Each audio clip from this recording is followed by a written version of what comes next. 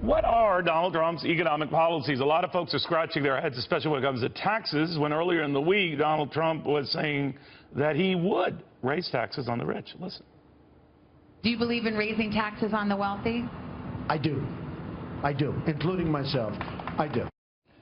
All right, what he didn't specify is who qualifies as rich, and what does he mean by raising the taxes on them, and by how much.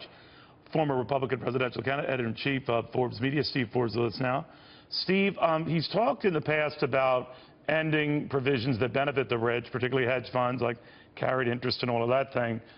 He hasn't talked specifically about a surtax on the rich, but maybe he has and I've missed it. What do you think he's saying? I think he came out with a tax plan a couple of months ago, an outline of one. I think he has to flesh that out in some other economic policies in the next few weeks. This is one of the problems that's plagued his campaign among those who are not supporting him or are still on the fence, is he throws these things out. He's got to put beef on them, flesh them out so people know exactly what he's talking about. If he moves, for example, to something like a flat tax like Ted Cruz has done, that would be great, because then if you make it, you pay it. All of those provisions go out of the code that carve out exemptions here and there. So he has an opportunity to redefine himself on the tax side, but he's got to do it in one package instead of a bit here and a bit there, sometimes contradicting each other. Does this boomerang on him? It hasn't yet. The people here, wait a minute, Donald Trump said he'd raise taxes. Even for the non-rich, they start saying, well, wait a minute, that's not very Republican. But then again, a lot of his views haven't fallen in line with typical conservative doctrine. And looking at the delegates, he's doing okay. He's doing okay, but on the Republican side today, roughly, you have 1/3 of the voters firmly in the Trump's camp, no matter what, 1/3 against him. Even New York, Kasich and Cruz got 40%, and 1/3 that are fence sitters. The fence sitters are those who may be slightly against him, but not really. That 1/3 is what he has to appeal to in the next few weeks.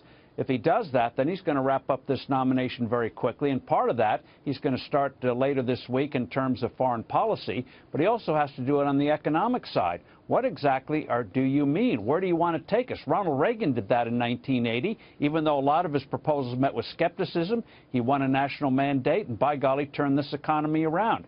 That's what Donald Trump has to do, flesh out where exactly do you think this country should go, and how do you think you're going to get us there?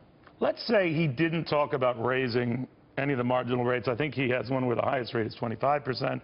Our highest rate now is 39.6%. But as you and I know, when you add in the Medicare and other surcharges to pay for Obamacare, it brings you into the mid-40s. Having said that, if he's talking about 25% and not touching the marginal rates, what he's talking about is removing provisions that have benefited the super wealthy, maybe guys like yourself, Steve, to say that carried interest or that you have to pay, subscribe to the Buffett rule, that if you earn over $1 million, you have to pay a set percentage at a minimum to avoid paying taxes. How would you feel about that? How do you think the party would react to that?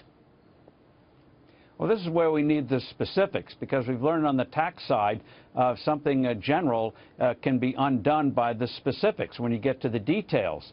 So that's where he's got to lay out what exactly does he mean. And so if he wants to radically simplify the code and lower marginal tax rates or get down to one tax rate, that would be great. If you could literally do your tax return as you could with a flat tax with a few keystrokes in a computer or a single sheet of paper, that would be fantastic. You could take all the deductions away. But you got to spell out what exactly you have in mind so that people can say, okay, this sounds pretty good. Radical but good, like Reagan 35 years ago. Let's try it. You know, Jerry Delafamina, a big Republican, was telling me the other day, Steve, that he's not going to vote for Trump. No way, no how. If he's the nominee, he just won't vote for him.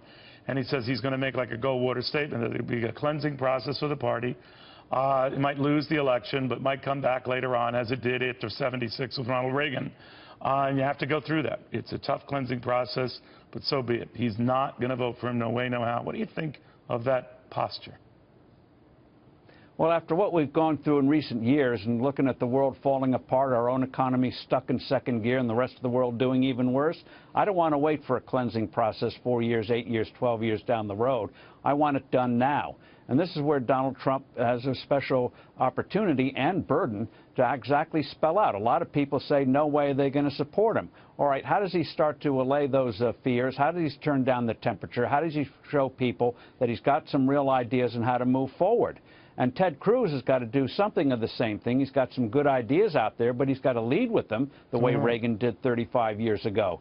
So you got to spell it out, especially now. We don't want to wait 4 more years. All right. Steve, always good seeing you, my friend. Thank you very much.